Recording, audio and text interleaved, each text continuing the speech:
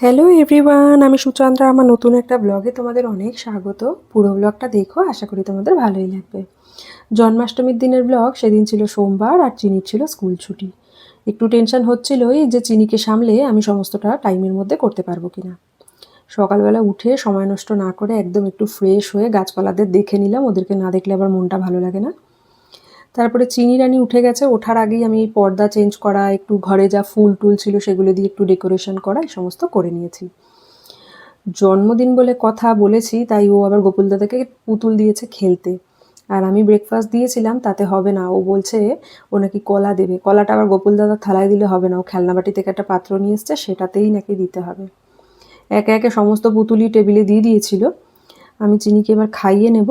তো খাওয়ানো হয়ে গেছিলো, খাইয়ে এসে এখানে বসেছি আমি জিনিসপত্র কাটাকাটি করতে, যেগুলো সবজি লাগবে। তার দুদিন আগে পার্পেল থেকে একটা পার্সেল এসছে, এখনও খোলা হয়নি, ওটাকেও টেনে নিয়ে এসছে, দেখেছো? তো আমি চিনিকে খাইয়ে দাইয়ে ফ্রেশ হয়ে জামা কাপড় চেঞ্জ করে সব করে এখানে সবজি কাটছি, যা যা লাগবে আজকে। তার মধ্যে দেখো অ্যানিমালস নিয়ে এসে সব গোপালকে দিয়েছে। সব গোপাল বলেছি না বার্থডে, তাই গোপাল দাদাকে ওর কাছে মোটামুটি হাতের কাছে যা যা পাচ্ছে সব এনে গোপাল দাদাকে দিয়ে দিয়েছে খেলা করবে বলে।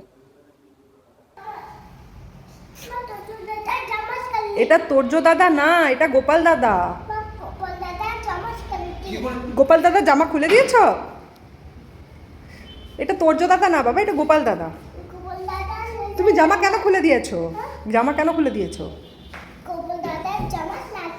জামা কেন খুলে দিয়েছো? গোপাল দাদাকে এখানে রাখে না চিনি। তোর্য হচ্ছে আমার বান্ধবী তন্দ্রা, ওর ছেলে। তো গত 2 বছর তো চিনি রাখির সময় বেশ অনেকটাই ছোট ছিল, নামটা অতটা মনে থাকতো না। এবছর তো শুনে নিয়েছে, এখন মাঝে মাঝেই বলছে মা তোর্য দাদা। আর তারপরে একা একাই বলছে ফোন হাতে নিয়ে, মানে আমাদের ধরো কারোর ফোন টোন রয়েছে তো বলবে হ্যালো তোর্য দাদা, আমি চিনি। তো আজকে রান্না করব এখানে চাটনি, খেজুর, আমসত্ত্ব, ড্রাই ফ্রুটস এ সমস্ত দিয়ে।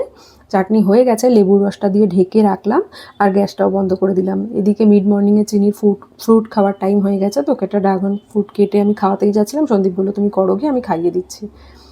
তার সাথে সাথে আলু, পটল না, আলু, পনির আর মটর দিয়ে একটা তরকারি বানাবো। যেহেতু আমার কাছে নিরামিষ মিক্সিং জার নেই, দুটোই আমিষ হয়ে গেছে, ওই জন্য আদা ঘষার জন্য একটা গ্রেটার আগের দিন কিনে এনেছিলাম, আর বাকি যা সব গুঁড়ো মশলাই ভরসা। তো ওইভাবেই আর কি করেছি। পনির আলুর তরকারিও হয়ে গেছে, খালি ঘি গরম মশলা দিয়ে ঢেকে রাখলেই হয়ে যাবে। ব্যাপারটা হচ্ছে মানে কাজ করতে করতে বোঝা যায় যে আর কি দরকার। এরপরে যখন কোনো পুজোয় ঠাকুরকে অন্নভোগ দেবো, তার আগে আরেকটা কড়াইও কিনে নেব। আর এই গ্রেটার, তারপরে পিলার, এই সমস্ত জিনিস তার আগের দিন বেরিয়েছিলাম, সেদিন আর ব্লগ করিনি, তো কিনে এনেছি টুকটাক জিনিস যা যা মনে হয়েছে প্রয়োজন। এবার আর একটা কড়াই আর একটা চপিং বোর্ড কিনতে হবে ঠাকুরের জন্য। তো রান্নাঘরে সব কাজ হয়ে গেছে, খালি তালের বড়া বাকি আছে। আর তালের বড়া ভাজা হয়ে গেলে তারপরে পাঁপড় ভাজবো। তো এখানে ওই বড়ার যে ব্যাটারটা, ওটাকে ভালো করে ফেটিয়ে নিলাম। নিয়ে আর কড়াইটা বড় হওয়াতে না বেশ সুবিধা হয়েছে, একসাথে অনেকগুলো করে বড়া আমি ভেজে তুলে নিতে পেরেছি। তো তালের বড়া তো মাস্ট। একটু ইচ্ছা ছিল মালপোয়া বানানোর, বাট সময়ের সাথে না পেরে উঠতাম না, তো ওই জন্য তালের বড়াটা দিয়ে দিয়েছি, মালপোয়াটা সেদিন দেওয়া হয়নি। এখানে বড়াগুলো ভেজে নিয়েছি, 2-3বারই বড়া পুরো ভেজে তুলে নিতে পেরেছি, কারণ কড়াইটা বড়। এখানে দেখো তালের বড়া, ফল ধুয়ে রেখেছি, 8 রকম ভাজা করেছি, ফ্রাইড রাইস করেছি, আর পাঁপড় ভাজা, আর ওদিকে পনির, মটর আর আলু দিয়ে একটা তরকারি, পাঁপড় ভাজবো, আর এখানে চাটনি। এই 8 রকম ব্যাপারটা না আমি জানতাম না। আমার এক ফেসবুক ফ্রেন্ড আছে মধুরিমা, ও ভ্লগটা দেখলেও খুব ভালো করে জানবে। ও একটা গ্রুপে পোস্ট করেছিল যে ও 8 রকম ফল, 8 রকম ভাজা, 8 রকম স্ন্যাক্স দেয়। তো আমি জিজ্ঞাসা করেছিলাম কারণটা কী, তখন বললো অষ্টম গর্ভের সন্তান তো তাই। আমারও বেশ ব্যাপারটা ভালো লেগেছে। তো সেই দিন আমার কাছে 8 রকমের সবজি যা ছিল ভাজা, 8 রকমের স্ন্যাক্স, 8 রকমের ফ্রুটস দিয়েছিলাম।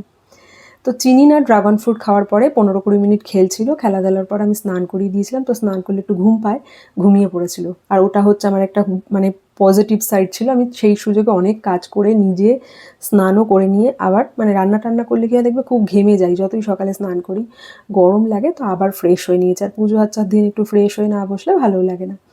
আমার একটু শাড়ি পরার ছিল, শাড়িও পরে নিয়েছি, চিনি রানীকে রেডি করিয়ে দিয়েছি। এই সমস্ত জামা কাপড় এই বছরই পরবে, তারপরে সব নতুন করে এথনিক ওয়্যার ওর জন্য অর্ডার করেছি, মানে এই দুর্গা পুজো বলো এসব সময় নতুন করে অর্ডার করে দেবো। আবার এগুলো কিনছি একটু বড় সাইজ, যেগুলো 1-2 বছর করে পরবে আবার ছোট হয়ে যাবে। তো আমি রেডি হয়ে চলে এসেছি, আর এখানে বার্থডে বলে কথা, গোকুলবাবুকে স্নান করানো হচ্ছে। তো দুধের মধ্যে না আমি মোটামুটি যা যা প্রয়োজন, ঘি, মধু, যা যা দরকার ছিল সব মিশিয়ে নিয়েছি, যা যা আমার কাছে অ্যাভেলেবেল ছিল। তো সব দিয়ে গোকুলবাবুকে স্নান করিয়ে দিয়েছি। আর গোকুলবাবুর জন্য কয়েকটা জিনিস কিনেছিলাম, বললাম তার আগের দিনই বেরিয়েছিলাম, কিন্তু সেদিন আর ব্লগ করা হয়নি। তো এই যে ছোট্ট একটা কলাপাতার শেপের দেখতে পাচ্ছ পুষ্পপত্র, ওটাও কিনেছিলাম সেদিন। গোকুলের জামা, আর এই যে গোকুলের পিছনে সিংহাসনটা, ওটা আমি মিশো থেকে নিয়েছি। তো বাবুকে এখন রেডি করিয়ে দেব। চিনি রানীকেও জামাকাপড় তো সন্দীপই পরিয়ে দিয়েছিল, আমি খালি একটা টিকলিটা পরিয়ে দিয়েছি, কারণ সন্দীপ টিকলিটা না আর আটকাতেই পারছিল না। আমাদের রেডি হয়ে গেছে। আর সন্দীপের অ্যাকচুয়ালি সোমবার ছিল, তো সন্দীপ অফিসের কাজ করছিল, মাঝে মাঝে উঠে একটু চিনিকে সামলাচ্ছিল যখন খুব দুষ্টুমি করছিল। সে চিনি যা বাদরামি করেছে না, পুরোটা তো আর ভিডিওতে দেখানো যায়নি। মানে যাই হোক, ও তো বোন হয়, ও তো করতেই পারে, কিন্তু এক্সট্রিম লেভেলের। আমার তো মাঝে মাঝে ভয়ই লাগছিল। একবার দেখলে তো জামা টামা খুলে হাতে নিয়ে নিয়েছিল গোপুলকে। সে গোপুলের টেবিলে গিয়ে সব দিয়ে দিচ্ছে যা পারছে। তারপরে যখন প্রসাদ রেডি করে ওখানে সামনে রাখা হয়েছে, ধরো তালের বড়া তুলে খেয়ে নিচ্ছে, ফল তুলে খেয়ে নিচ্ছে, যেটা খেয়ে ওর ভালো লাগছে সেটা পরপর 2-3 বার তুলে খেয়ে নিচ্ছে। যেটা 1 কামড় 2 কামড় খেয়ে মনে হচ্ছে যে ওর ভালো লাগছে না, হয় আমাকে দিচ্ছে নয় সন্দীপকে, নালে গিয়ে ওই প্লেটেই আবার রেখে দিচ্ছে। মানে বাড়িতে ছোট বাচ্চা কাচ্চারা থাকলে যা করে, তো ওকে বাদ দিয়ে তার কিছু করা সম্ভব না, আর করতেও চাই না। আমি ঠাকুরকে সবসময় বলি, ঠাকুর মানে চিনির ব্যাপারটা নিয়ে না, আমি নিজে যেভাবে ঠাকুরকে আমি বলি সবসময়, কোনো রকম নিয়মের আমি অত তোয়াক্কা করি না, মন থেকে দিই। তো ভুল ত্রুটি হলে মার্জনা করো। আর দেখো বাবার সাথে গিয়ে চিনি গোপুল দাদার জন্য গিফট নিয়ে এসছে, বাসি সে আর্ধেক এনে আর্ধেক বাসির অবস্থাও খারাপ করে দিয়েছে। আর গাড়ি নিয়ে এসছে, নিজের জন্য একটা ব্ল্যাক এনেছে, গোপুল দাদার জন্য স্কাই। তো সমস্ত রেডি হয়ে গেছে, এখন আমি একে একে প্রসাদ যা যা রেডি করেছিলাম সেগুলো এনে আর কি ভোগ নিবেদন করব। তো এটা করলেই হয়ে যাবে। তো খুব টেনশানই হচ্ছিল যে চিনি বাড়িতে ছিল, তো ওর পিছনেও সময় দেওয়া, তো সব কিছু হবে কি না। যাই হোক, খুব ভালো করে সব কিছু হয়ে গেছে। আর আজকে 2-3 দিন পরে তোমাদের সাথে ব্লগটা শেয়ার করছি। বিশ্বাস করো, মন থেকে এত ভালো একটা ফিলিংস হয়েছে না দিতে পেরে। আমি সেই রথে, উল্টো রথে ভোগ নিবেদন করেছিলাম, সেটা বলেছিলাম আমার প্রথম ছিল সেরকম ঠাকুরকে অন্নভোগ রান্না করে দেওয়া একা হাতে। আর এটা হলো দ্বিতীয়বার। এর আগে জন্মাষ্টমীতে আমি প্রত্যেকবার পুজো দিই, কিন্তু ওই কিনে ফল বাটার সমস্ত কিছু কিনে দিই, কখনো অন্নভোগ দেওয়া হয়নি। এবার দিতে পেরে সত্যিই এত ভালো লাগছে না, মানে আমি এক্সপ্লেন করতে পারছি না, বাট ভীষণ ভালো লেগেছে। আর চিনি রানী বললাম স্নান করে ঘুমিয়ে পড়েছিল, তো আর লাঞ্চ করা হয়নি। এখন এখানে বসেছে, তো আজকে মনে হয় ঠিকই ছিল ভাই বোন একসাথে লাঞ্চ করবে, বুঝেছো তো। নিজে রান্নাঘর থেকেই বাটিটা নিয়ে এসছে, এসে প্রথমে বলেছে পনির খাবে, তারপরে আলু খেয়েছে। এবার যেই দেখেছে ফ্রাইড রাইসের ঢাকনাটা খুলেছি, এখন বলছে মা বেবি ফ্রাইড রাইস খাবে, বেবি ফ্রাইড রাইস। তোকে বললাম একটা প্লেট দিত কে, না ওই বাটিটা নিজে নিয়ে এসছে না, ওটাতেই খাবে। তো একটু ফল কেটে নিচ্ছি, আর ওকে বলেছিলাম একটু দূরে বসে খা, তো ওইখানেই বসেছে, আর বেশি দূরে যায়নি। তো ওর দিকে একটু খেয়াল রাখছিলাম। আর ফল কাটা হয়ে গেলেই মোটামুটি ঠাকুরের এখানে রেডি করা সব শেষ হয়ে যাবে, তো ঠাকুরকে তারপরে ভোগটা নিবেদন করতে পারবো। তো এই যে পিলারটা দেখছো না, পিলারটাও আগের দিনও কিনে নিয়ে এসেছি। মানে হয় না পুজো দিতে দিতে যখন কী কী রিকোয়ারমেন্টস আছে বুঝতে পারবো বাসনের। তো এখন যেটা মোটামুটি সবই কেনা হয়ে গেছে, খালি একটা চপিং বোর্ড, যেটা আমি ফ্লিপকার্টে অর্ডার অলরেডি দিয়ে দিয়েছি, আর একটা কড়াই কিনে নেবো, তাহলেই হয়ে যাবে। তো সাজিয়ে গুছিয়ে আমি দিয়ে দিয়েছি আমার যা সাধ্য মতন ছিল, আমি যতটা পেরেছি। তোমরা জানিও মানে কেমন লাগছে দেখতে, বা কেমন হয়েছে মানে পুরো ব্লগটা। আর দেখো, বললাম না প্রথমে পনির আলু খাচ্ছিল, এখন যেই ফ্রাইড রাইসের ঢাকনাটা খুলেছি, বলছে মা বেবি ফ্রাইড রাইস খাবে। তারপরে ফ্রাইড রাইস খাচ্ছে ওখানে বসে বসে। সে কিছুতেই বড় প্লেট বা থালা নিলই না, জানো, ও নাকি ছোট্ট বাটিটাতেই খাবে। আমি ঠিক আছে যা, তুই খাবি, তোর ব্যাপার। তো ঠাকুরকে একটুখানি আরতি করে নেব। আর এই ছোট্ট কলা পাতাটাও আর কি স্টিলের আর কি পুষ্পপত্রটা, ওটা কিনে মানে কলা পাতা শেপের, ওটা সেদিন দেখে আমার খুব পছন্দ হয়েছিল, তো এটাও কিনে নিয়ে এসেছি। সব গুছিয়ে গাছিয়ে দিয়েছি। সে বেলুন নিয়ে কি টানাটানি, মানে ওই বেলুন সব চাই ওর। তাকে অনেক কষ্ট করে আটকে রাখা হয়েছিল। সন্দীপও মাঝে মাঝে কাজ করছিল, আবার এখানেও আসছিল, কারণ চিনি বসে খাচ্ছিল, আবার দেখা গেল খাওয়ার হাতে গিয়ে কিছু তুলে নিল। এখন তুলে নিলে তার কিছু করতে পারতাম না, ও তো ছোটো মানুষ, তাও আমরা খেয়াল রেখেছি। দেখো না, পাকুনিদের মতন বসেছে, জলের বোতল। আর এই টুলটার উপরে ওকে বলি তুই এটার উপরে লিখছিস, তুই এটার উপরে খাস না, ও শোনে না। ওই জন্য একটা ছোট্ট টেবিল কিনে আনবো, ওই স্টাডি টেবিলগুলো হয় না, যেগুলো বেডের উপর টুপর রেখে লেখে বা ল্যাপটপ রেখে কাজ করা যায়, ওগুলোই দেখি 1-2 দিন পরে গিয়ে কিনে নিয়ে আসবো। তো সবাইকে প্রসাদ দিয়ে, মানে আমাদের সামনের ফ্ল্যাটের ওদের সবাইকে প্রসাদ দিয়ে দাক্ষুদের প্রসাদও প্যাকিং করেছি। তারপরে আমরা খাওয়া দাওয়া করলাম, ঠাকুরের বাসন ধুয়ে এক সাইডে সরিয়ে রাখলাম। গোপালের সামনে থেকে সব সরিয়ে দিতে হয়েছিল, কারণ চিনি খুব টানাটানি করছিল, পড়ে যেত যে কোনো সময়। তারপরে তালের বড়া দিয়ে রেখেছিলাম, দেখো 4-5টা বড়া দিয়েছিলাম, অলরেডি তুলে খেয়ে নিয়েছে পুরো। সন্দীপ গেছে এখন দাক্ষুদের বাড়িতে প্রসাদ দিতে, দেখো গোপালকে গিয়ে টানাটানি করছে, মালা টেনে খুলে দিচ্ছে, প্লেট পুজো দিচ্ছে। মুখের মধ্যে তালের বড়া, বুঝেছো? সারাটা রাত্রি শুতে যাওয়া আগে অবধি এইসব করেছে। ওই দেখো এখন ময়ূরের পেখমটা নেবে বলে ওরকম করছে।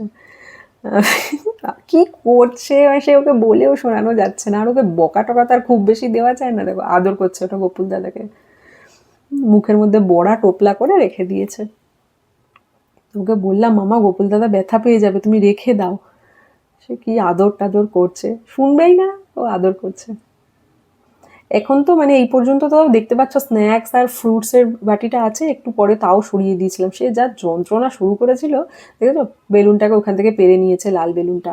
এখন বলছে ওখান থেকে গ্রিন বেলুন লাগবে, স্কাই বেলুন লাগবে, সবই তার লাগবে। আমি এখানে না কুশান নিয়ে একটুখানি বসেছিলাম, সারাদিন কাজ টাজ করেছে তো একটুখানি ক্লান্ত লাগছিল, এখানে বসেছিলাম। এবার ওখানে বেলুন পারবে বলে আমার থেকে এসে কুশান চেয়ে নিয়ে যাচ্ছে, ওপরে হাতে পাচ্ছে না। প্রথমে চেয়ার টানতে গেছিলো, আমি বকা দিয়েছি চেয়ার টানবি না। এখন একে একে দেখো এই যে বেলুন হাতে পেলাম না তো, খালি নোটিস করবে কুশান টানতে এসছে, হাতে পাচ্ছে না।